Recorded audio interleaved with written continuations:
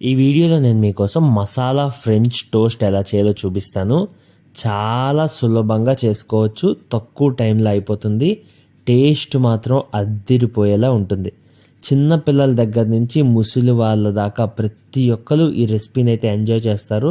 నేను దీన్ని పర్ఫెక్ట్ విధంలో క్రిస్పీగా టేస్టీగా వచ్చేలా ఎలా చేయాలో చూపిస్తాను. జాగ్రత్తగా చూసి తప్పకుండా ట్రై చేయండి. చిన్న రెసిపీ, అస్సలు మిస్ అవ్వద్దు.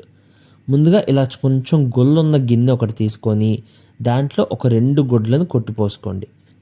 ఇలా 2 గుడ్లు కొట్టిపోసాక దీంట్లోకి సగం ఉల్లిపాయని చిన్న ముక్కలు కట్ చేసి వేసుకోండి.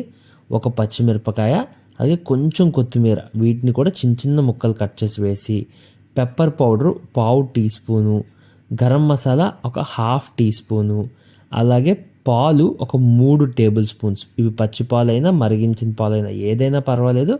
3 టేబుల్ స్పూన్స్, ఉప్పు ఒక 1/2 టీ స్పూను వేసుకోండి.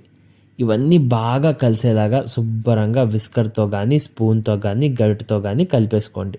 ఈ గొల్లున్న గిన్నె తీసుకోమని ఎందుకంటే చెప్పాను. ఇప్పుడు మనం నెక్స్ట్ స్టెప్లో దీంట్లో బ్రెడ్ ముంచుతాం. ముంచడానికి ఇది మనకి పర్ఫెక్ట్గా హెల్ప్ అవుతుంది అనమాట. అప్పుడే అయిపోయింది అనుకొని స్కిప్ చేసేయకండి. ఇప్పుడు పెనం తీసుకోండి, దాన్ని మీడియం ఫ్లేమ్లో పెట్టుకొని పెనం కొంచెం వేడెక్కిన తర్వాత ఇలా ఒక టేబుల్ స్పూన్ దాకా వెన్న అంటే బటర్ తీసుకొని ఇలా మొత్తం స్ప్రెడ్ చేసుకోండి. ఇప్పుడు మనం మిక్స్ ఏదైతే చేసుకున్నామో దాంట్లో వీట్ బ్రెడ్ అంటారు, బ్రౌన్గా ఉంటుంది, వీట్ బ్రెడ్ అంటారు. ఆ బ్రెడ్ని తీసుకొని ఇలా 2 వైపులు బాగా ముంచి ఇది తీసుకెళ్ళి ఆ వేడిగా బటర్ రాసిన పెనం మీద వేసి ఫ్రై చేసుకోవాలి. ఇప్పుడు మనం ఒకవైపు పెట్టాం కదా, రెండో వైపు ఏం చేయాలంటే ఇంకొకసారి కొంచెం టాపింగ్ చేసుకోవాలి. మనం ఏదైతే మిక్స్ చేసుకున్నామో ఆ మిక్స్తో చేసుకొని చిల్లీ ఫ్లేక్స్ కూడా వేసుకుంటే అద్దిరిపోద్ది.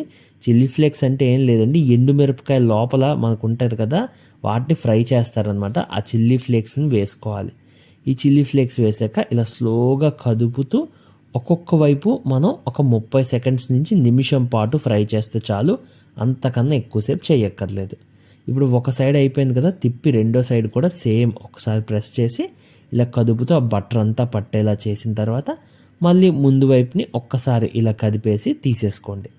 చాలా టేస్టీగా ఉంటుంది. అయితే ఇలా ప్రెస్ చేశారు కదా రెండో వైపు తిప్పినప్పుడు, అలా చేస్తేనే మనకి పైన వేసిన ఈ ఇంగ్రీడియంట్స్ అన్నీ బాగా బ్రెడ్లోకి చొచ్చుకొని వెళ్తాయి.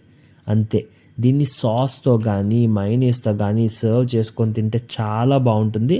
రెసిపీ మీకు ఎలాగనిపించిందో చెప్పండి. చాలా స్నాక్ రెసిపీస్ చేశాను మన ఛానల్లో రీసెంట్గా. ప్రతిరోజు ఒక వీడియో అప్లోడ్ చేస్తున్నాను, చూడండి. నచ్చితే ఛానల్ని సబ్స్క్రైబ్ చేసి నన్ను కొంచెం సపోర్ట్ చేయండి. మీ రెసిపీ రాంబాబు. వీడియో చూసినందుకు థ్యాంక్ యూ సో మచ్.